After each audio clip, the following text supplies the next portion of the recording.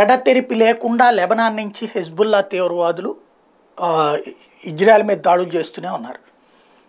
దాంట్లో ఇజ్రాయెల్కి సంబంధించిన సైన్యం ప్రాణాలు కోల్పోయినవి ఉన్నాయి. అక్కడ ఉన్నటువంటి దాన్ని ఏమంటారు పోస్టులు ధ్వంసమైనటువంటి ఉన్నాయి. అట్లాంటివన్నీ ఇబ్బంది పడినటువంటి సందర్భం ఉంది. అట్లాంటి దశలో కీలకమైనటువంటి మలుపు ఏంటయ్యా అంటే అమెరికా ఇంతవరకు తన విమానవాహక యుద్ధ నౌక ద్వారా ఎయిర్ డిఫెన్స్ సిస్టమ్స్ని యాక్టివేట్ చేసి అలాగే టాక్టికల్ వెపన్స్ని వాడుతూ కంట్రోల్ చేసుకొస్తుంది. కానీ హౌతీల మీద దాడి కానీ యెమెన్ నుంచి వచ్చే హౌతీల మీద దాడి కానీ హెజ్బుల్లా వాళ్ళ మీద దాడులు కానీ చేయట్లేదు.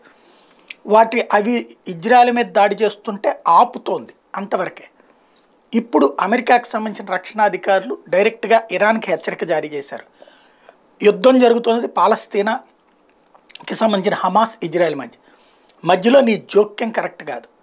ఇదే ధోరణి కనుక నువ్వు వెళ్ళేటట్టయితే తీవ్ర పరిణామాలు ఎదురవుతాయి. అంటే తామే దాడికి దిగుతాం అన్నటువంటి పరోక్ష హెచ్చరిక.